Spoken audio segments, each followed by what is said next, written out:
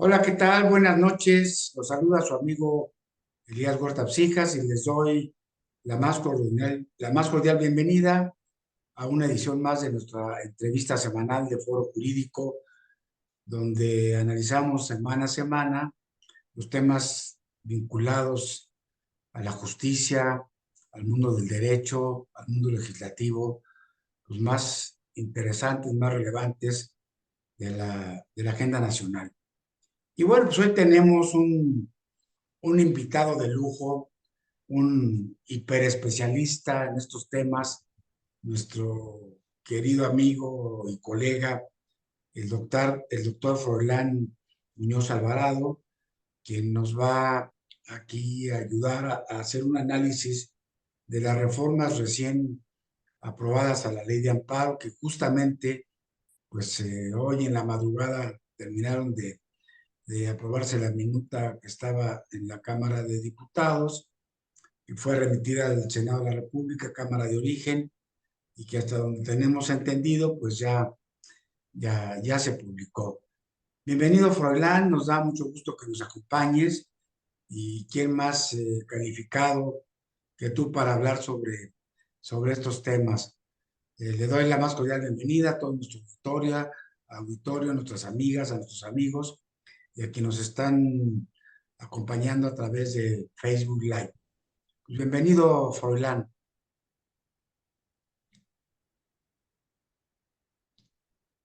Creo Eh, que tenemos Muchas algún... gracias, doctor Elías Huertas Quinas, a tu auditorio de Foro Jurídico.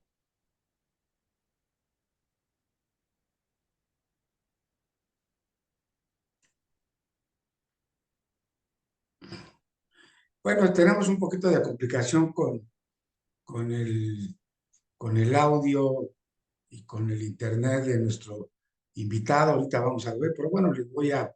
El doctor Froilán Muñoz Alvarado, pues es una persona muy conocida en nuestro medio, pero bueno, alguna pequeña referencia. Él es licenciado, maestro en Derecho por la Universidad Michoacana de San Nicolás de Hidalgo.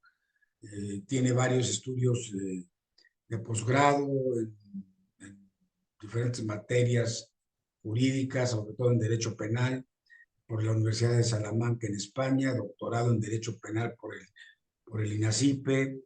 Tiene también un doctorado en Ciencias Jurídicas por la División de Estudios de Posgrado de la Facultad de Derecho de Chiapas. Y bueno, pues él es un destacado juzgador federal, 25 años de experiencia, acaba de ser parte de este lamentable proceso de la reforma judicial en la que pues sacaron por la puerta de atrás prácticamente a la mitad de los miembros de carrera del Poder Judicial de la Federación y Froilán, quien venía fungiendo como magistrado en un colegiado penal en Morelia, pues fue ya, eh, pues dejó ya la carrera jurisdiccional, ahora pues es magistrado federal en retiro, pero es muy importante destacar que él es director nacional de la JUFED, de este importante organismo, esta organización de jueces y magistrados federales, pues que ha venido dando la pelea en todos estos temas y ahora él ha estado muy de cerca con el tema de las reformas a la ley de amparo, que bueno, pues lamentablemente ya se concretaron el día de hoy. Inclusive él participó en esta semana en el foro que organizó la Cámara de Diputados para analizar estas reformas. Él estuvo ahí participando y al final de cuentas, pues ya sacaron esta reforma.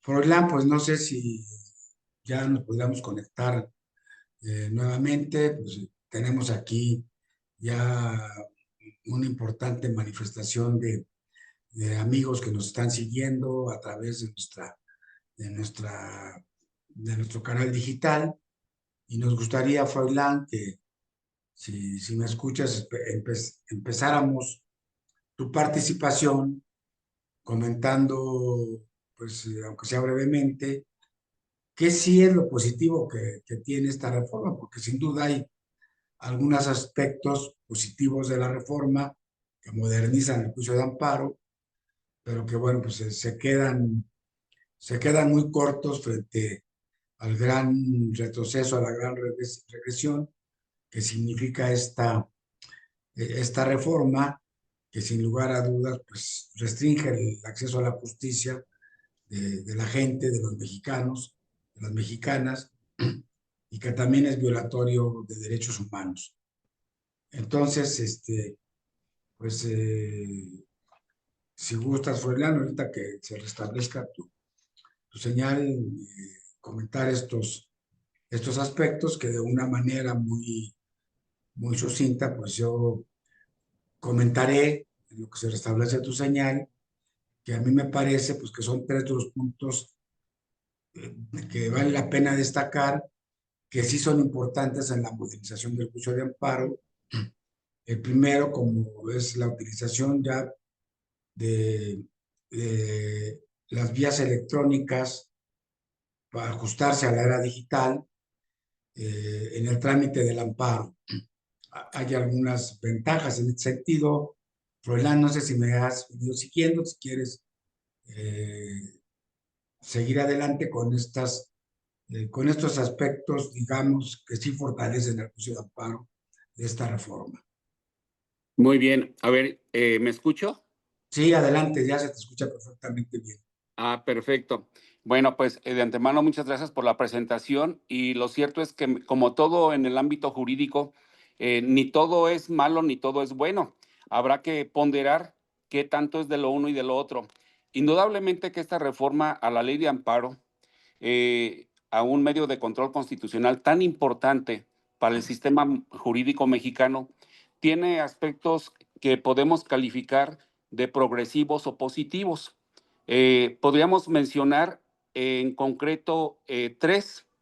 Las precisiones para el trámite del juicio de amparo en línea.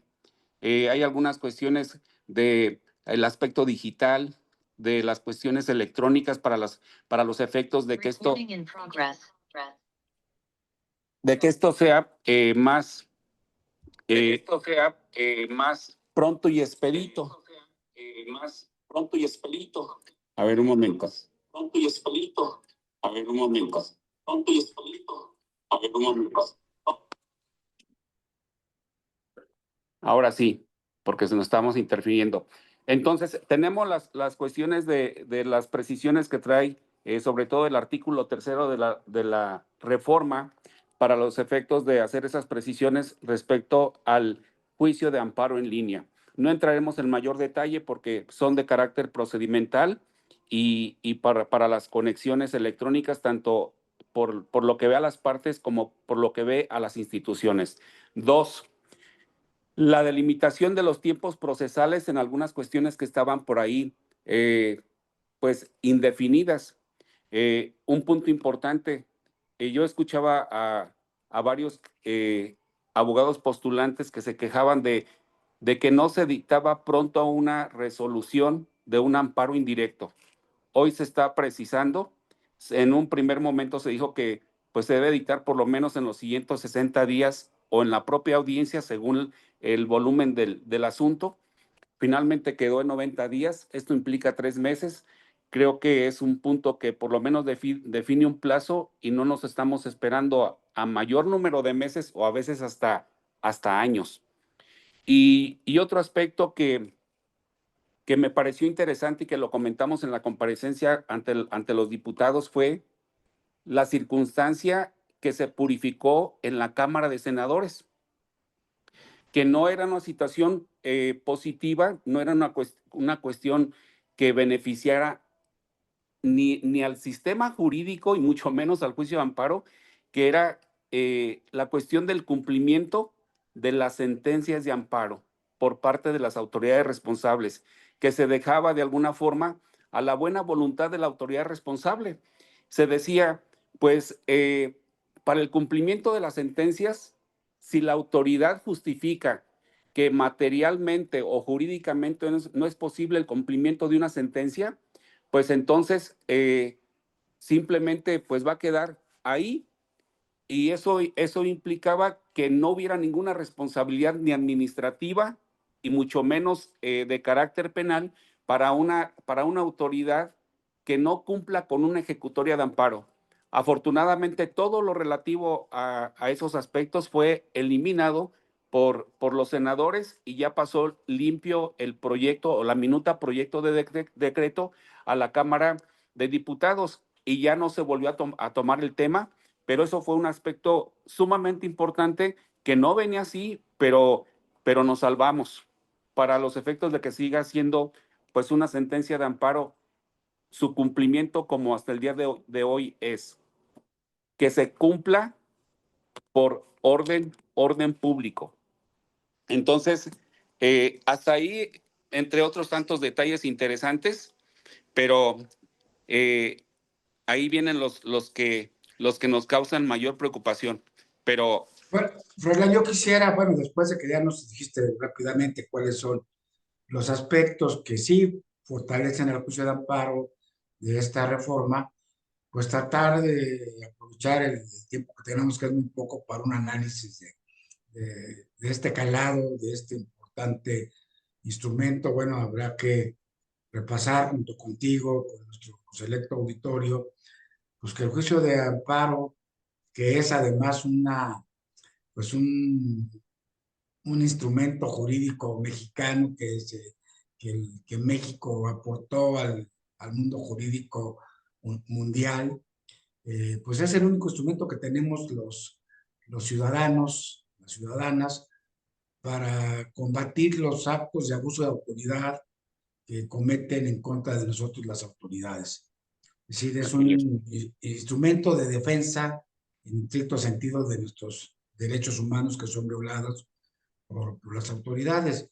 Y entonces los aspectos más preocupantes que creo yo, salvo algunos juristas alineados con el oficialismo, únicamente los diputados y senadores de la Cuarta T y de sus aliados han defendido como aspectos positivos de avance, pues en el foro, en la academia, en la opinión pública, todos hemos coincidido en que las tres principales regresiones que nos afectan, que limitan el acceso a la justicia de esta reforma, son, en primer lugar, pues la limitación la acotación del interés legítimo. El segundo, de la suspensión provisional y la suspensión definitiva en su caso, y el juego este perverso que hicieron con el tema de la retroactividad en la aplicación de, de la reforma en los juicios de amparo en curso.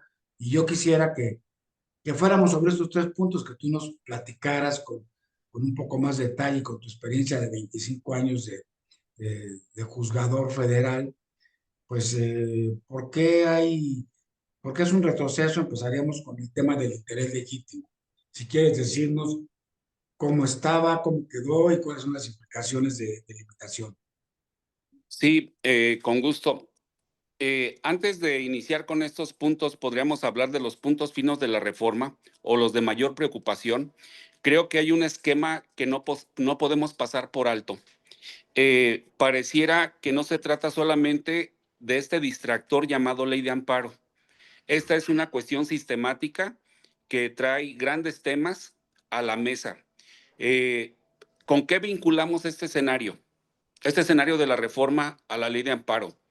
Primero, ¿cuál era el contrapeso para el poder ejecutivo y el poder legislativo hasta antes de la reforma judicial y de este planteamiento de nuevos jueces y de este planteamiento de reforma a la ley de amparo? Indudablemente que el contrapeso en el marco de la división de poderes era el Poder Judicial Federal. Todas las cuestiones que incomodaron al sistema oficial o al oficialismo que impera el día de hoy, eh, tenían su origen en las determinaciones de los jueces constitucionales del Poder Judicial Federal. ¿A través de qué? A través del juicio de amparo. Y concretamente, mediante esa figura trascendental para este medio de control constitucional, como es la suspensión. Hoy vivimos lo que no pensábamos. No pensábamos que iba a haber una reforma judicial que transformara a los jueces de carrera en jueces de voto popular. Después, sí se iba a dar esa elección en razón de la reforma, sí, no, y que se iba a superar esa circunstancia y que seguramente se pensaba que iba a haber una elección transparente donde imperara el perfil de las personas más calificadas. No fue así. Tuvimos una elección que ya ustedes conocen, con el precedente de la tómbola y el remate de los acordeones. Ahí están y están los resultados, con una curva de aprendizaje que no se puede lograr ni en 5 años. Entonces, ¿hoy qué sucede? El instrumento mediante el cual se ejecutaba ese equilibrio, ese contrapeso, es decir, sabes que estas normas no son muy correctas, habrá que corregirlas, cuida el debido proceso legislativo, o esta ejecución de obras está vulnerando derechos colectivos, derechos difusos, o los individuales o de carácter subjetivo. Bueno, pues teníamos al amparo. Y ese amparo fortalecido a partir de la ley de amparo publicada en 2013, ¿verdad? Y todavía en 2021 perfeccionada en algunos aspectos. Entonces, si ese era el instrumento, creo que el ánimo atrás de la reforma fue debilitar a la figura o al medio de control constitucional llamado amparo. Y después de esto, o enseguida o concomitante, a la figura de la suspensión. Entonces, en ese escenario es importante destacar la afectación que hoy tiene el interés legítimo, la cuestión de circunstancias no positivas, no progresivas, que es la suspensión. Y finalmente, una figura que salió en el camino, que fue la retroactividad en perjuicio de los juicios ya iniciados. Entonces, iniciamos por el primero si no tienes inconveniente. Adelante, tú eres el especialista, mi querido Jorge. Bueno, con la implementación del interés legítimo, se amplió el espectro de protección a los derechos fundamentales, principalmente a los de carácter difuso o colectivo. A través de esta figura se dijo, no solamente el Estado se preocupa por el parque, no solamente el Estado se preocupa por el medio ambiente, sino también lo pueden hacer las personas o los colectivos o las asociaciones civiles. ¿Y cómo pueden actuar? Pues pueden actuar a través de esta figura que fue el interés legítimo. En la medida que se vieran afectados en su escenario jurídico y sin mayor situación más que estuvieras dentro de esa esfera de afectación.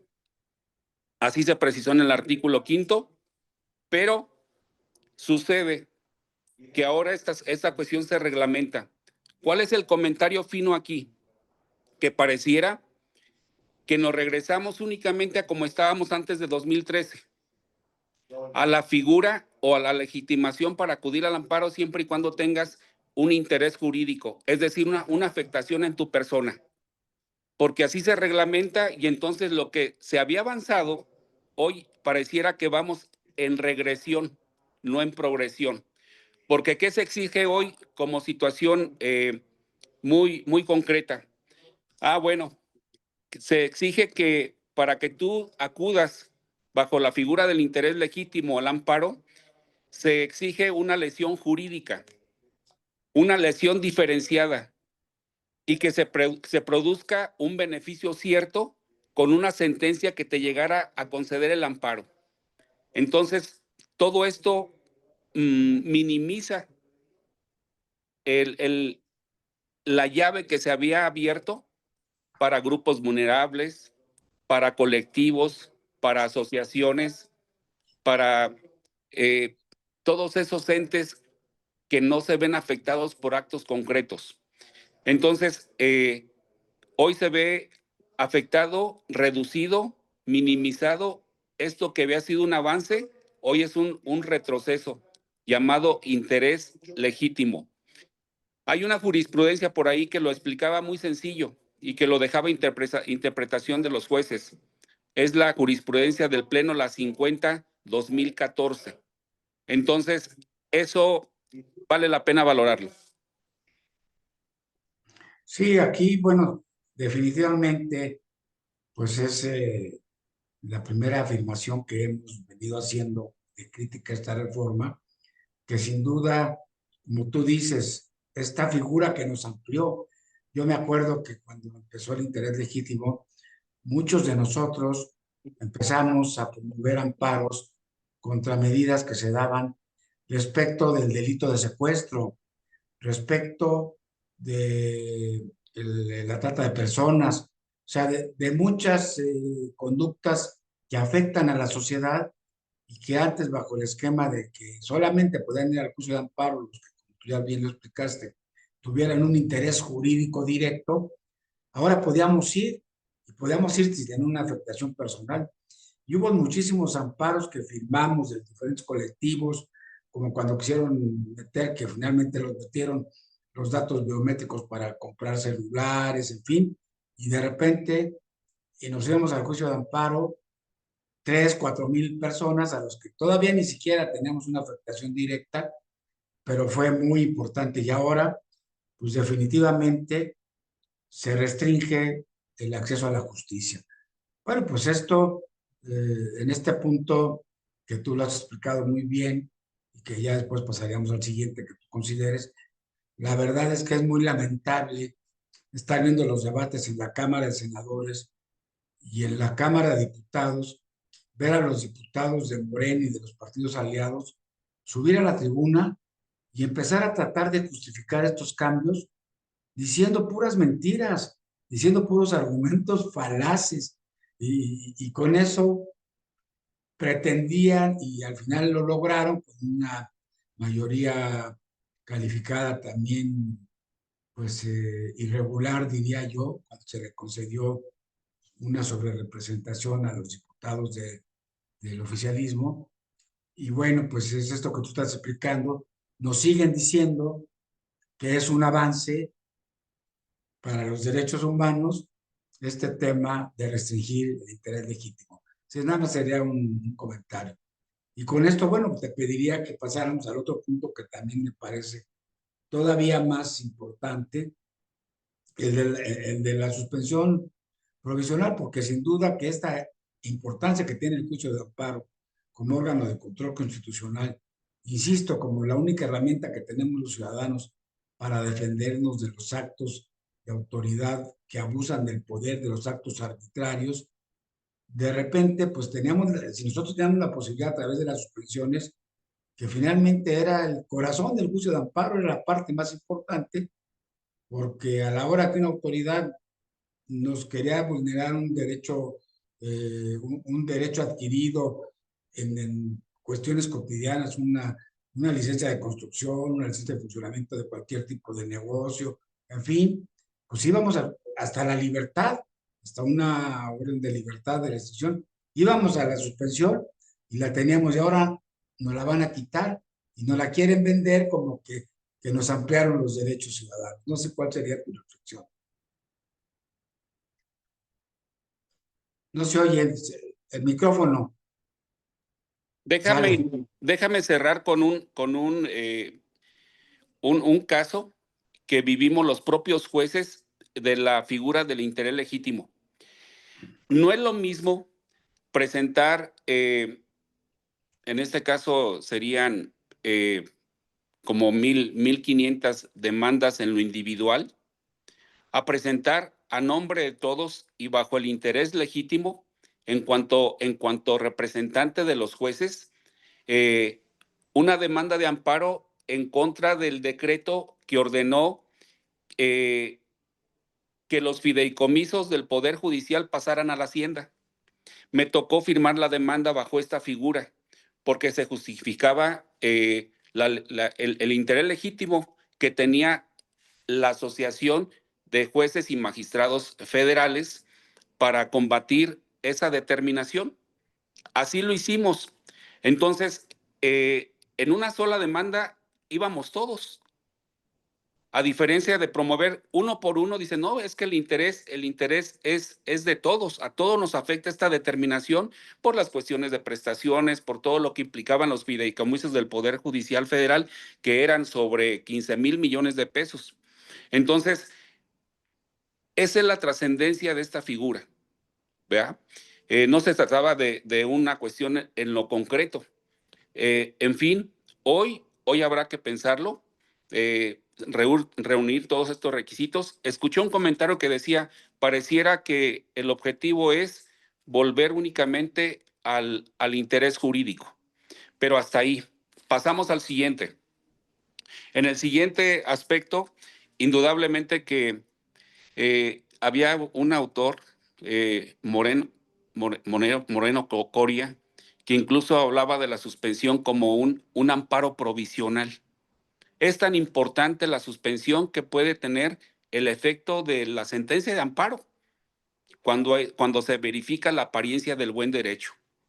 Hoy esta apariencia del buen derecho le aparecen elementos contrarios y determinaciones que son ya por decreto determinar que no procede la suspensión.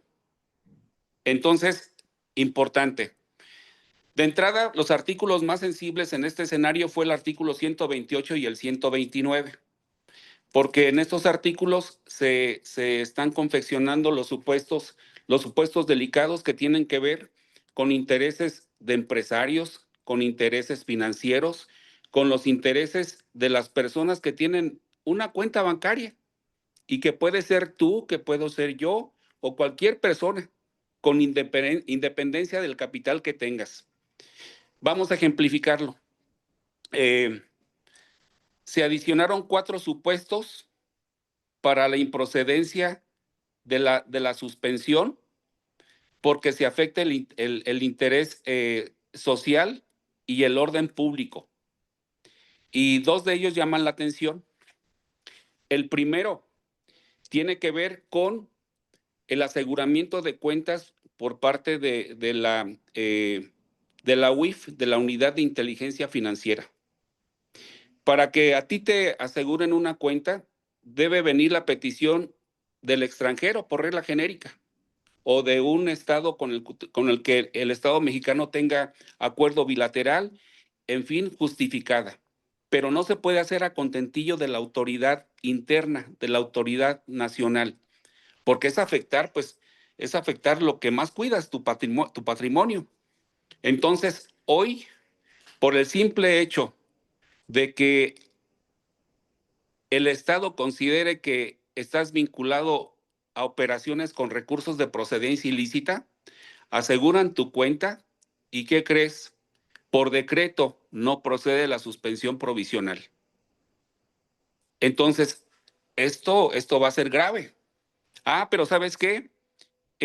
Puede ser que sí se te conceda, pero la definitiva, siempre y cuando tú justifiques que tus recursos son lícitos. Es decir, te invierten la carga de la prueba, ¿verdad? Si tú estás en una cuestión correcta, pues no tienes algo que demostrar, ¿no? ¿Verdad? Quien afirma está obligado a demostrar. Si la autoridad afirma que tus operaciones son ilícitas, entonces la autoridad es la que debe acreditarlo. No, te dice, no, tú debes demostrar que tu dinero es lícito para que te puedan conceder la suspensión y puedas seguir disponiendo de tus fondos. Dices, esto está intenso. Entonces, esas 4 fracciones que se agregaron, me parece que ponen en jaque al sistema empresarial, al sistema económico y en concreto a las personas, ya sean físicas o morales. Entonces, ese detalle brinca ahí en el artículo 129. Otro aspecto que se maneja también en esas fracciones tiene que ver con aspectos que se vinculen con la delincuencia organizada, ¿verdad?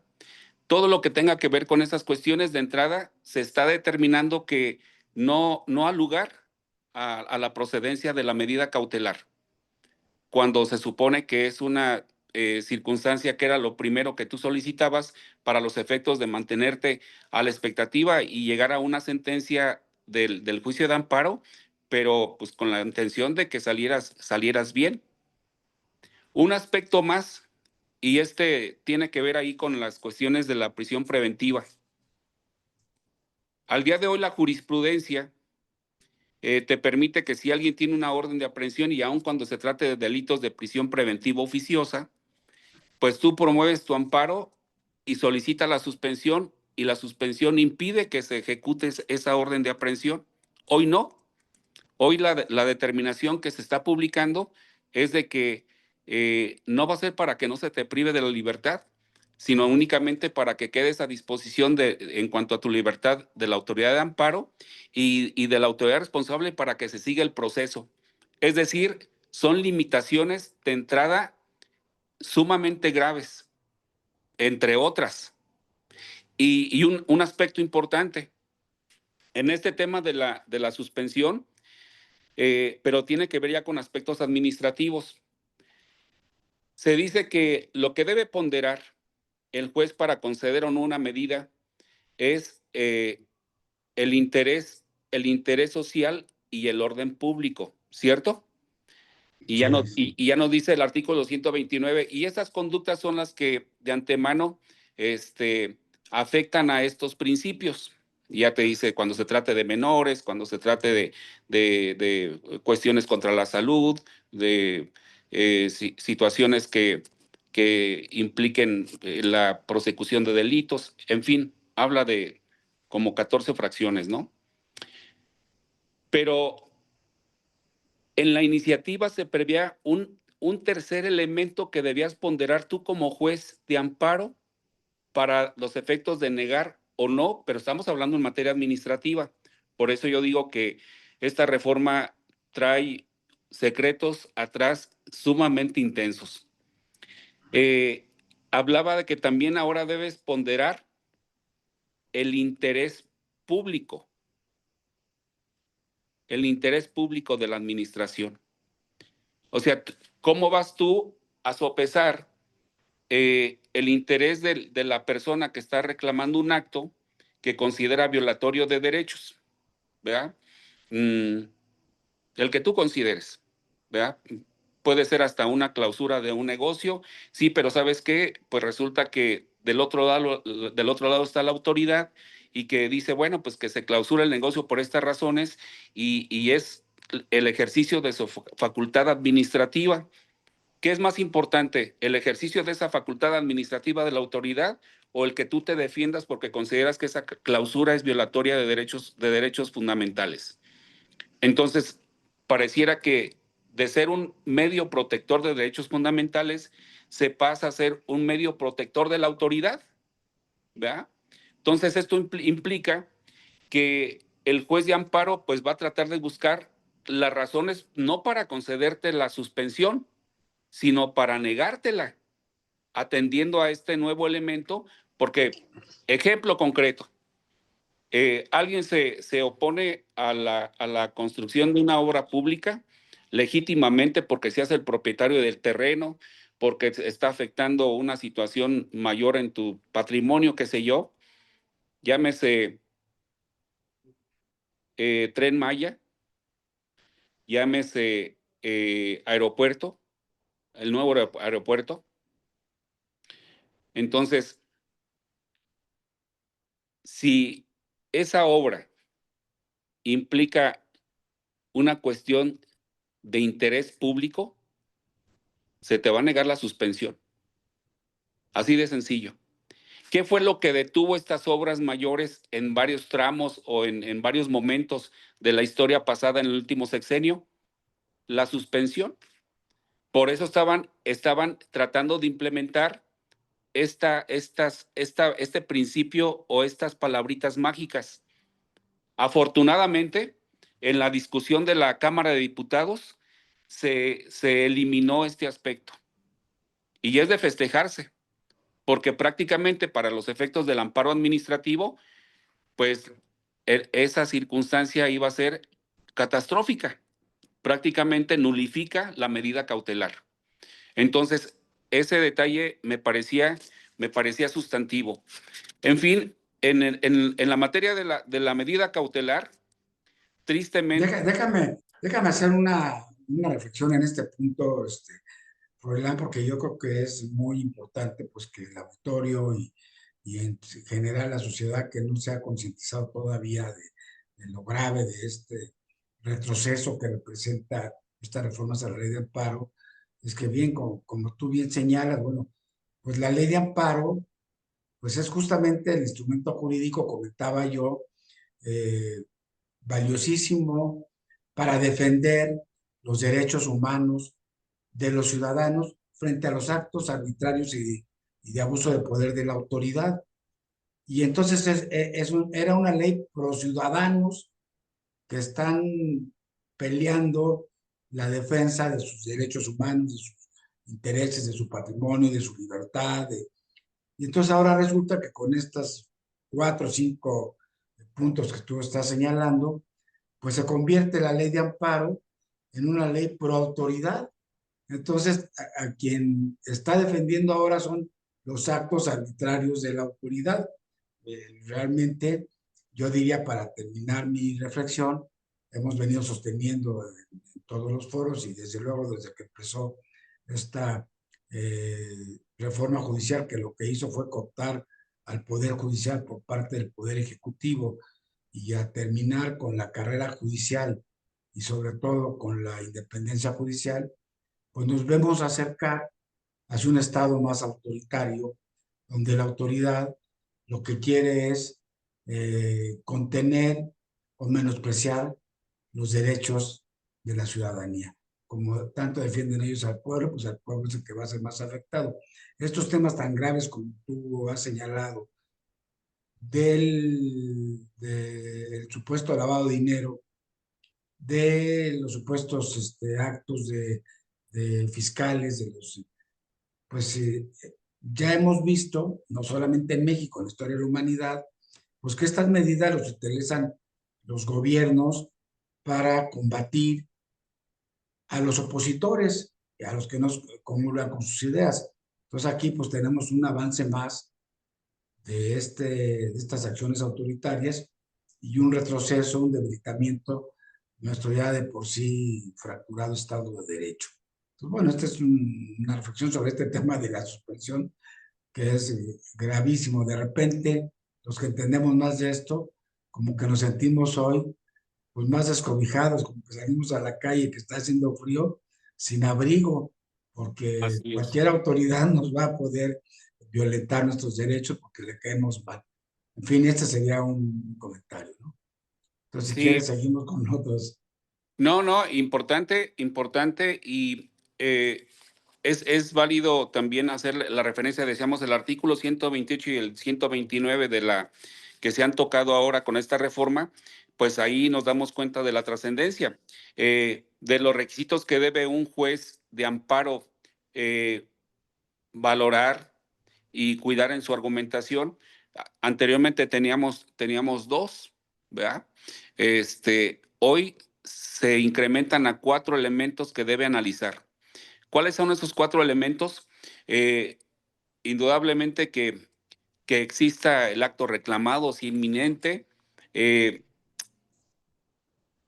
que acredite el interés indiciario. Esto ya estaba en jurisprudencia, creo que esto no tiene mayor preocupación, porque digo, si tú estás acudiendo ante el juez de amparo para que te conceda una suspensión respecto de un acto que estás reclamando, pues se supone que tú tienes un interés y se debe desprender del propio escrito de demanda y los documentos que anexes. Pero ¿dónde está el punto que aún subsiste pese a que se eliminó esa cuestión o el elemento nuevo que se había incluido de interés público, que aún así subsisten dos términos que en lo particular me preocupan.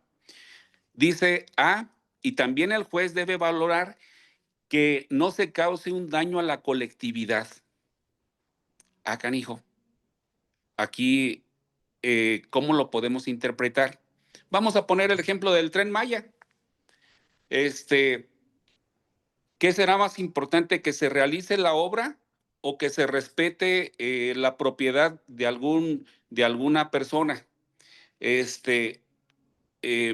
no, espérame, pues se me hace que le causan más daño a la colectividad si no tienes un medio de comunicación, y así lo puede pensar el juez. Por eso yo decía, hoy se va a poner, valga la expresión, a los nuevos jueces, por no poner otro calificativo, a reflexionar sobre estos nuevos temas sin que haya un precedente, y entonces vamos a ver determinaciones, pues que va a haber de todo, va a haber de todo, sin mayor precisión. Y el otro elemento es no privar de beneficios a la sociedad.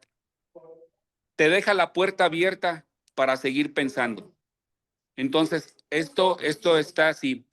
Y finalmente, pues valorar la figura de la apariencia del buen derecho, pero ya contrastado en todo este escenario, pareciera que me preocupa más la autoridad, me preocupa más que subsista ese acto de autoridad, a pensar que te puedo, por un lado, conceder una suspensión a ti, quejoso, o incluso concederte la protección constitucional, porque una cosa lleva a la otra. Por eso lo sustantivo o lo trascendente de la medida cautelar. Pues sí, es muy preocupante. Y bueno, y yo quisiera pasar al otro tema, es decir, podríamos estar toda la noche hablando sobre cada uno de estos puntos, poniendo ejemplos, en fin, pero bueno, vamos al tema de la violación directa al artículo 14 constitucional, que esta ley, que además equivocadamente, creo yo, en el decreto se dice, en el transitorio, que es una ley procesal. La ley de amparo no es una ley procesal, la ley de amparo es una ley reglamentaria del artículo 103 y 107 constitucional, donde están todas nuestras garantías como gobernados. Entonces, bueno, para empezar, pues no es una ley procesal como lo califican indebidamente ahí. Pero el artículo 14 es muy claro sobre este derecho universal que tenemos, que por cierto, a ustedes los juzgadores federales se los violaron de manera flagrante, que a nadie se le puede aplicar en perjuicio una ley retroactivamente. Y no obstante que esté en la Constitución, esta ley reglamentaria de estos artículos de la Constitución, y digo del 103, pero de la Constitución, pues ahora le dieron ahí mil vueltas para, pues sí, ir en contra de esta no retroactividad de las leyes. No sé qué Sí, piensas ahí. Hubo un manejo muy perverso de que mandaba iniciativas así, que cambió. ¿Cuál sería tu reflexión, Froilán? sí, fíjate que ahora que comparecimos a la Cámara de Diputados ante las comisiones de Justicia y de Hacienda, yo festejé lo que hasta ese momento ya estaban definiendo en comisiones, de que no iba a haber retroactividad, y que por lo tanto, pues la reforma a la ley de amparo aplicaba para los nuevos casos, pero no para los que se están tramitando. Pero ¿qué crees? Sorpresa. Trataron de acomodar en el artículo tercero transitorio una redacción que baja un poco el criterio de la Corte. ¿Cuál es el criterio de la Corte? La Corte decía, bueno, en normas de carácter procesal, eh, se pueden aplicar retroactivamente. O sea, no hay retroactividad. Es correcto que una norma procesal se apruebe y se aplique, ¿verdad? Y máxime cuando se trata de etapas. Vamos a pensar en el sistema penal acusatorio, en la etapa inicial, la intermedia y la de juicio. Pues ahí están definidas esas etapas y bien. Pero ojo, estamos hablando de un procedimiento de legalidad, donde efectivamente no se afectan derechos sustantivos, pero habrá que valorar. Eh, entonces, la primera pregunta es, ¿se puede aplicar una norma en forma retroactiva? Si es procesal, sí, siempre y cuando no afecte derechos. Esa sería la respuesta. El principio es de que no se puede aplicar retroactivamente si afecta derechos sustantivos, pero aún más, si estamos hablando de un litigio donde se están discutiendo derechos fundamentales. Entonces, y la pregunta surgió en esta comparecencia. Alguien dijo que se trataba de una norma procesal y hubo una diputada que dijo, oiga, aclárenme, ¿es procesal? Y entonces yo participé. El juicio de amparo no se puede, o la ley de amparo, no la podemos calificar como una ley procesal. Primero, porque la litis ya está definida, ya hay una autoridad que dictó una situación y que afecta tus derechos desde el propio acto reclamado. Dos, al momento que tú presentas tu demanda y solicitas la suspensión, en la suspensión se está deliberando ya sobre tus derechos. En la medida que te conceden la suspensión, ya hay una apariencia de que estás o que tienes razón en, en decir que ese acto te vulnera tus derechos humanos. Y así toda la prosecución. Y no podemos estar pensando que la mitad va a ser de chocolate y la otra mitad va a ser de café. Entonces, es una norma que ya mantiene en tratamiento derechos sustantivos, no meramente procesales. Y en este caso la discusión se eleva porque estamos hablando de una litis de carácter constitucional, donde se te va a reconocer derechos, pero no frente a un particular, frente a la autoridad que ya de antemano se pronunció sobre tus derechos. Entonces, todo este procedimiento, aunque tiene una nomenclatura procedimental, pero ya está trabajando desde el inicio aspectos sustantivos, derechos subjetivos que te están afectando en tu seguridad jurídica, en tu patrimonio, en tus bienes, en tu libertad. Entonces, por eso es que me parece que ese transitorio no debió haber existido. La reforma aplica, pero aplica para el futuro, no para los asuntos que están en trámite. Sí, es un tema. Déjame aquí, bueno, hacer un comentario. Aquí hay muchos comentarios de la gente que nos está siguiendo, que nos da mucho gusto y les agradecemos que estén conectadas casi 180 amigos y amigas de varias partes del país, del Estado de México, desde luego de Michoacán, tus paisanos. Excelente disertación y te agradecen pues estos comentarios, estas reflexiones.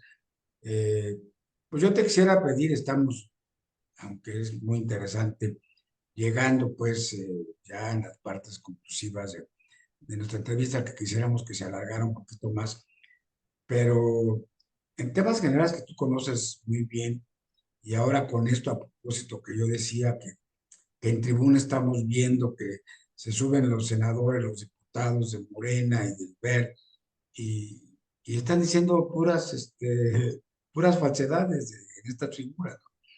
Entonces, hoy me llamó la atención, bueno, hay un tema muy importante, por ejemplo, lo habíamos ya comentado, que en el contexto de la reforma judicial y esta la ley de amparo, que es un instrumento fundamental del sistema jurídico de defensa de los intereses de las personas, pero también de los inversionistas, de los empresarios, de las empresas. El secretario Marcelo Ebrard hacía un comentario que es el encargado de la negociación con el Tratado de Libre Comercio, con el Tratado Trilateral de Comercio, pues que desde luego que hay preocupación de sectores importantes de congresistas y de empresarios importantes de Estados Unidos sobre este tema de la reforma judicial y del amparo. Y bueno, ya vimos que Trump ya se adelantó diciendo pues que ya no va a haber tratado bilateral, que van a ser tratados bilaterales con México y con Canadá, y todos sabemos que el país beneficiado con estos tratados ha sido México, cómo hemos incrementado nuestras exportaciones de manera multimillonaria en dólares exponencial. Entonces, ¿qué riesgo ves tú en este tema? Que aunque lo niegan desde el Palacio Nacional, que aunque lo niegan desde los líderes de las cámaras del oficialismo, El propio secretario de Economía que está negociando está preocupado. No sé cómo verías tú este tema. Sí, fíjate que esto nos hace regresar al comentario de origen de que esta circunstancia de la reforma a la ley de amparo no es para fortalecer el Estado de Derecho en México, es para redondear su deterioro. La preocupación de los países del norte, de los vecinos, porque no solamente es Estados Unidos, también lo es Canadá, porque están en ese juego de trilateral y de intereses económicos, y donde ellos, ellos tienen eh, eh, capitales sumamente importantes en la economía mexicana. Entonces, desde que están advirtiendo eh, todo el escenario que se dio de carácter desaseado, por no llamarlo de otra forma, para una reforma judicial y que atañe directamente a los operadores del derecho y que hoy están viendo el resultado de esos operadores del derecho porque las redes sociales son mágicas.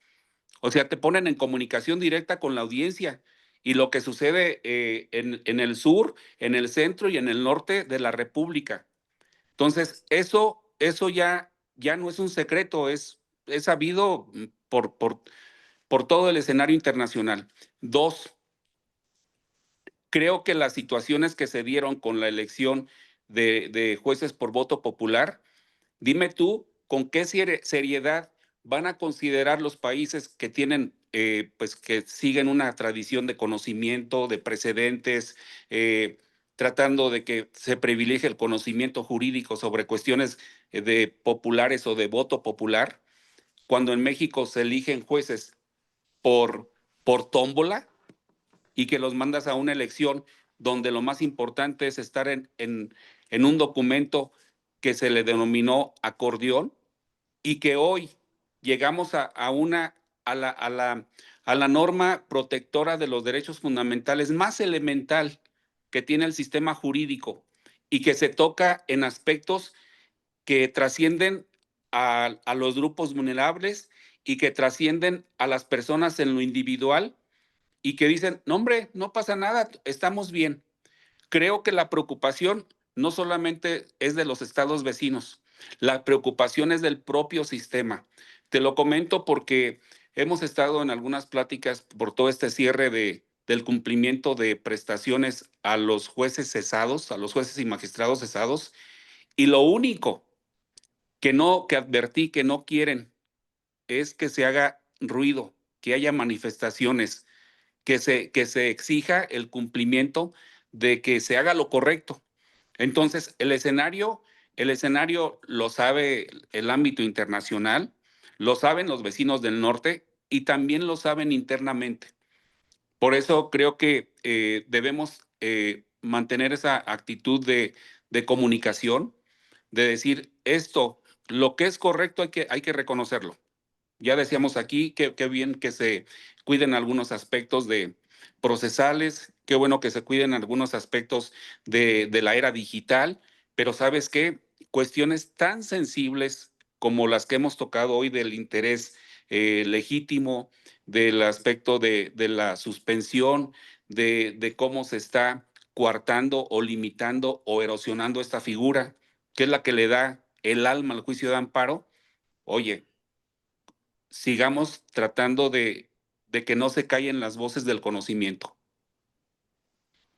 Yo quisiera pedirte alguna reflexión, algún comentario.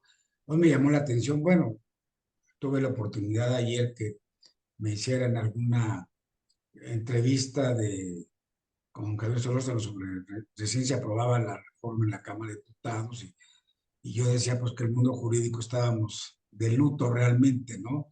Aunque el oficialismo estaba aventando cohetes y vítores por haber hecho esta reforma, pues nosotros pensamos que es completamente coincidiendo contigo, con regresiva, por lo que tú ya explicaste, eh, contra derechos humanos, violatoria de derechos humanos, que tú ya ampliamente nos comentaste. Y bueno, hoy había una noticia muy importante en los medios digitales en el que la calificadora internacional sobre inversiones Fitch Ratings, llamaba la atención sobre el riesgo de que esta reforma a la ley de amparo aumente pues el riesgo regulatorio para las empresas, sobre todo las empresas extranjeras que están invirtiendo en México y que supuestamente tienen interés en venir a invertir en México, porque hay que también reconocerlo, México es un país muy atractivo para los grandes inversionistas y lo está dejando de ser por la reforma judicial y por esta reforma a la ley de amparo. Pero bueno, dijo la presidenta Claudia Sheinbaum en su mañanera que estaban equivocados estos calificadores internacionales, que no hay ningún problema, que no se limitan las garantías de los inversionistas, no obstante lo que ya acabamos de comentar, y que por el contrario, aquí es donde viene eh, el gran sofisma, la gran falsedad, hace más eficaz la aplicación de la justicia. Lo que se busca es que haya bienestar para el pueblo. O sea, con un cierre demagógico están justificando esta regresión en el instrumento de defensa, insisto, de la gente frente a los actos arbitrarios de la autoridad, frente a los actos que nos afectan a nuestros derechos adquiridos, a nuestras garantías fundamentales. Entonces, no sé qué comentario te merezca este tema de hace un rato, ¿no? Sí, bueno, las cuestiones de autorizaciones, concesiones y permisos también es un aspecto que se toca como improcedencia de la suspensión. Dice que quien esté prestando servicios bajo un permiso, autorización o concesión, y no lo justifique, se le niega la medida cautelar. Todas las empresas trabajan con permisos, con concesiones, con autorizaciones. Y esos permisos pueden existir, puedes solicitar su renovación, puede haber errores en la petición, todo ello, pero si tú no justificas que lo tienes y lo tienes vigente, entonces ya de entrada ya no tienes esa cuestión de recurso efectivo que se da por parte de la suspensión. Esa empresa ya está en riesgo de que no tenga un debido proceso para los efectos de verificar, mira, sí, mira, hubo un error en esta circunstancia y como tal, se te concede el amparo porque es correcto que hayas solicitado la renovación de tu concesión, permiso o autorización. Entonces, adelante. Dos, las empresas que tienen créditos que deben cubrir. Hoy se les está exigiendo simplemente que deben garantizar el importe de ese crédito. Cuando dices, oye, espérame, no todas las empresas pueden cubrir sus créditos que a veces son exagerados o que también se pueden provocar por un error. Decía alguien allí en la exposición de ahora que estuve escuchando a otros compañeros sobre la temática, dice, en vez de ponerle 10 millones, le pusieron 100 millones o mayores números por error. ¿De dónde va a obtener una empresa para depositar esa cuestión al Banco del Bienestar? Entonces, sí, yo decía, por decreto no puedes autorizar la negativa de la medida cautelar, porque eso va directamente al sector empresarial y al sector financiero. Tú eres empresario, doctor Elías, y tú eres un buen empresario, y yo soy político, y yo estoy en la UIF, y ¿sabes qué? Hay algún detalle por el cual no tenemos buena amistad. Dice, te voy a meter un susto, doctor Elías. Tú andas en la delincuencia organizada. Te aseguro tus cuentas, pero tú eres empresario y eres un empresario que cumple con la reglamentación. Pero si yo te ubico en esa circunstancia, ya te aseguré las cuentas y tus cuentas ya no se van a mover. Ya no vas a poder decir, ¿sabes qué? Aplícame la jurisprudencia de la Corte para los efectos de que me concedas la medida y yo pueda seguir disponiendo de mis capitales. Es decir, aquí se le está dando un arma secreta, un arma amplia, eh, a la autoridad, al Estado, al oficialismo, para que realice lo que quiera a contentillo. ¿Con quiénes? Con los que manejan los recursos, con los que manejan la economía. Más claro ni el agua. Claro. Entonces, sí es de preocupación trilateral, bilateral, pero más concreto de las personas que sostienen al país, que sostienen al país. Entonces, creo que va por ahí. Es muy preocupante. Pues ya quisiera hacerte una última pregunta tomando aquí una reflexión y yo haré un comentario te pregunta José Luis Flores González. Entonces, ¿qué hay que hacer? ¿Tenemos que acudir a la Corte Interamericana de Derechos Humanos o qué? Aunque esto se tarde. Y yo quisiera, antes de que me respondas, comentarle a nuestro auditorio que tú has venido liderando todos estos esfuerzos del conglomerado de juzgadores federales desde que empezó la iniciativa de esta atroz y regresiva también reforma judicial. Pues los esfuerzos por tratar de denunciar entre los organismos internacionales todo esto que es contrario a la convención, a los tratados internacionales y a los principios que regulan la actuación de los juzgadores en todos los países democráticos contemporáneos. ¿Cuál sería un poco, darnos una respuesta, un Sí, poco claro. en el contexto de lo que has venido haciendo y lo que Sí, representa ahora? doctor Elías Huerta Cinas, acuérdate cuando dijimos que qué pasaba con lo de la reforma y la elección judicial y todo esto, y platicamos en un foro y yo te dije, no nos queda más que la convencionalidad, porque contra la reforma constitucional judicial hay improcedencia del amparo. ¿Te acuerdas que comentamos esa circunstancia? Entonces, aún así se intentó, pero la Corte no eh, tomó el criterio que ya han tomado otros estados para decir, también tenemos facultades para cuidar que una reforma constitucional sea correcta. Va. Y por tanto, hoy vamos a la convencionalidad. Pero a la pregunta concreta, ¿podemos hacer algo respecto de la ley de amparo en sede interna? Yo pienso que sí.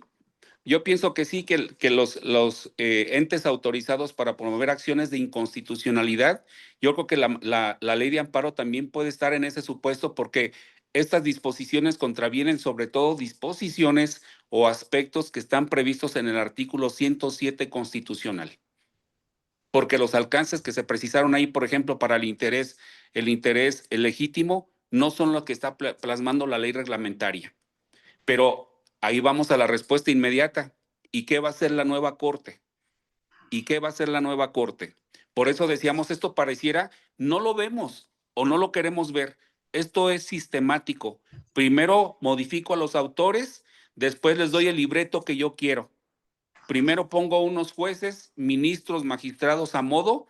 Estoy hablando lo que pienso y soy responsable de mis comentarios. Y ahora les doy el libreto. El libreto a estos actores, ¿cuál es? Las reglas ahora de la ley de amparo son estas. Entonces, habrá que agotar recursos internos y después de eso intentar una cuestión convencional. Claro que sí. Nosotros ya vamos para allá por lo que ve a la reforma judicial, porque ya agotamos todos los recursos internos. No nos alcanzó el amparo, no nos alcanzó la suspensión, las medidas cautelares no fueron acatadas por las autoridades. Entonces, vamos al aspecto político. Hoy tenemos un recurso, y lo voy a decir como lo pienso, pero es un recurso que se va a verificar en la próxima elección. En las próximas elecciones se van a elegir diputados, se cambia vamos, se puede cambiar la integración del Congreso de la Unión, sí. ¿De quién depende eso? De los ciudadanos. ¿De quién depende eso? De todos. Porque 40 millones no representan a 100, pero estamos hablando ya en un aspecto político. En el aspecto jurídico creo que ya lo cubrí, pero ojo, depende de nosotros que esto siga así. Me voy a quedar ahí porque luego me emociono. No, está bien, pues aquí algunos de las personas que nos hacen el favor y que nos dan la confianza de escucharnos, estoy contento, agradezco, casi más de 180 personas nos están nos han estado siguiendo directamente en el programa a través de esta plataforma y algunos hacían la reflexión que es tan interesante el tema que no había que frenarlo, pero bueno, hay que respetar el tiempo. Yo creo, Froilán, que con la cercanía que tenemos, habrá que seguir haciendo este tipo de puntos de reflexión para escuchar a gente experimentada, seria como tú. Y yo antes de darte la palabra para que hicieras con una reflexión final, quisiera retomar que en todos estos días en que he estado viendo prácticamente casi deprimido de estar viendo las noticias, cómo va avanzando esta reformas a la ley de amparo que son regresivas, que son violatorias de derechos humanos. Pues me recuerdo de este gran personaje que fue nuestro paisano michoacano, don José María Morelos y Pavón, cuando hace ya más de 200 años dijo que creo yo que es el origen del juicio de amparo, que todo aquel que se queje con justicia tenga un tribunal que lo escuche, lo ampare y le dé y lo defienda contra el arbitrio. O sea, él se adelantó a definir lo que era nuestro juicio de amparo. Y ahora, bueno, pues ya no nos vamos a quejar, no vamos a tener ningún tribunal que nos defienda, ni contra el arbitrio, ni nos van a escuchar y nos van a venir atropellando todos nuestros derechos. Pues yo te agradezco mucho, Froilán, te pido una reflexión final sobre estos temas, no la última, porque vamos a seguir, vamos a seguir dándole seguimiento a estos temas, sobre todo ahora que pues, desafortunadamente ya no te tenemos atrás de un escritorio como juzgador federal ejemplar que eres, sino pues ya tendrás más tiempo para venir a reflexionar por la defensa de los derechos ciudadanos junto con tus amigos, compañeros de la Asociación Nacional de Doctores en Derecho y de Foro Jurídico. Así es que agradeciéndote a ti y a todo el auditorio que nos ha seguido esta tarde-noche, pues danos una reflexión final en lo que tú nos quieras decir sobre estas reformas a la ley de amparo y en general sobre lo que está pasando con nuestro Estado de Derecho en el país. Sí, y yo creo que debemos seguir viendo las cuestiones con una óptica propositiva. Quienes hemos dedicado parte de la experiencia profesional y de vida a los temas jurídicos, no soltar ese hilo, tratar de seguir haciendo las cosas bien y que tengamos un propósito o a lo mejor una prueba para las elecciones de 2027. Si confiamos de que podía haber un cambio hace 7 años, hoy podemos confiar de que puede nuevamente haber un cambio. Y yo digo en algunas reflexiones que, pero no por la gravedad del asunto, más bien por lo increíble. Hasta las torres gemelas se cayeron. Y me ha tocado ver cómo pasó el sistema oficial dirigido por un priismo, después dirigido por un panismo, después con los brotes de un perredismo, y todo ha cambiado. Todo un día llega y se diluye y surgen nuevas cosas. Ojalá tengamos los alcances para seguir actuando bien y que ese cambio se dé y se dé lo más pronto posible, pero no por el bien de nosotros que estamos aquí platicando, porque tengo hijos y seguramente voy a tener nietos. ¿Qué escenario les vamos a dejar? Ojalá que nos alcance el tiempo para mejorar esto y tratar de seguir haciendo las cosas bien como hasta la fecha. Te agradezco la invitación y te mando un fuerte abrazo. A todos Gracias, Froilán, pues también me despido de ti, de todo nuestro auditorio. Gracias por habernos acompañado y yo diría despidiéndome porque pues ya me provocaste esto. En realidad, cuando a mí me preguntan los alumnos en las exposiciones, bueno, ¿y qué tenemos que hacer? Tú dices, hay que ir a los organismos internacionales. Pero yo digo, todos estos temas con nuestro patrimonio, con nuestra libertad, los vamos a ver resentidos en el día a día los ciudadanos de a pie, los ciudadanos común y corriente. ¿Qué tenemos que hacer? Quitarle esta mayoría al oficialismo en las elecciones intermedias de dentro de 2 años, el 27, para poder regresar a una Cámara que nos permita retroceder estas regresiones que se ha tenido en el Estado de Derecho mexicano, y esa sería mi reflexión final. No sé si te merece algún comentario.